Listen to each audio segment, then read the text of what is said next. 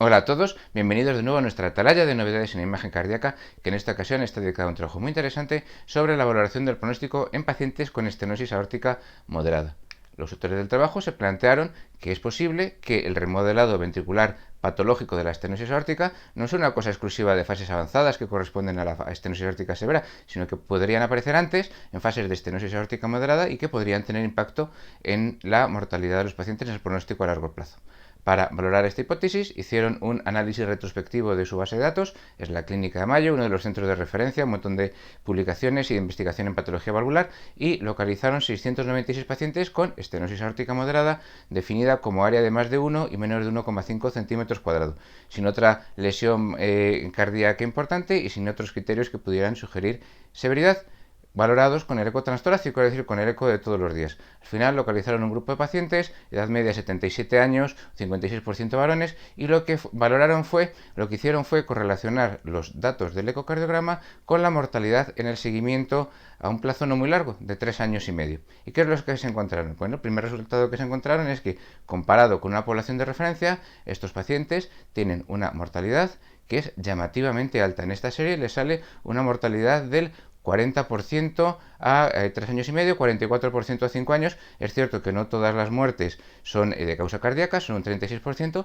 pero llama un montón la atención el pronóstico que tienen estos pacientes con este aumento de la mortalidad que supone casi 2 veces y media con respecto a la población normal.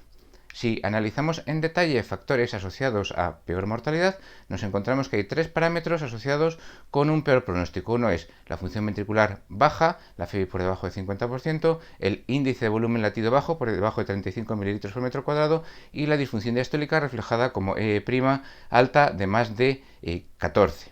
Y estos parámetros se interrelacionan entre sí de una forma muy curiosa, de tal manera que el peor de todos, el factor asociado al peor pronóstico, es FEBI baja o índice de volumen latido bajo. Los pacientes con función ventricular normal, índice de volumen latido normal, que tienen función diastólica alterada, E' alta, se comportan de forma intermedia, con un riesgo de mortalidad mayor, pero no tan alto como el de los pacientes con disfunción ventricular, y los pacientes que no tienen ninguno de estos 3 parámetros se comportan prácticamente como la población normal.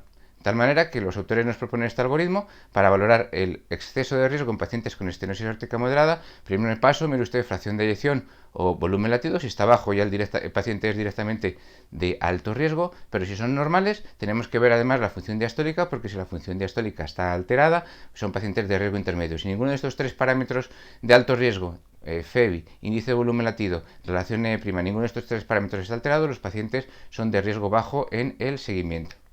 Y los autores nos ponen que que este dato también es bastante llamativo, que de esta cohorte de pacientes en el seguimiento se operó aproximadamente un 30%.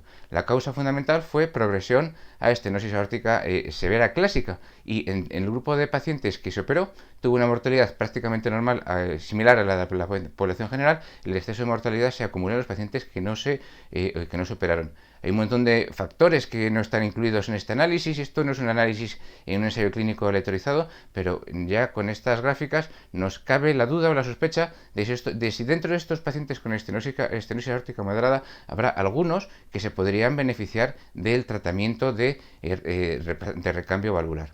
De tal manera que el trabajo se resume en que la estenosis aórtica moderada no debe de ser vista más como una situación de bajo riesgo, porque hay un grupo de pacientes importante, de hasta un 40% de pacientes que van a morir en un plazo de tiempo no muy largo. Hay 3 factores asociados al peor pronóstico, que son FEBI deprimida, índice de volumen latido bajo y relación E' elevada, disfunción diastólica, son los predictores de máximo riesgo de mortalidad. Máximo riesgo, FEBI baja, índice de volumen latido bajo, riesgo intermedio, E' alterado. ¿Qué pasa con estos pacientes? ¿Los pacientes que se operan van mejor? ¿Hay que operar a los pacientes? ¿Hay que operar solo a alguno de estos pacientes?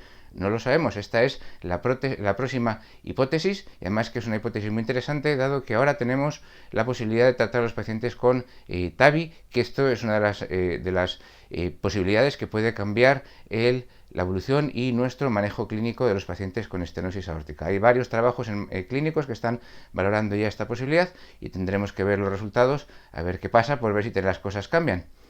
Con esto llegamos al final de nuestra atalaya. Muchas gracias por haberme hecho compañía. Os espero en el próximo episodio de nuestra atalaya de novedades en imagen cardíaca.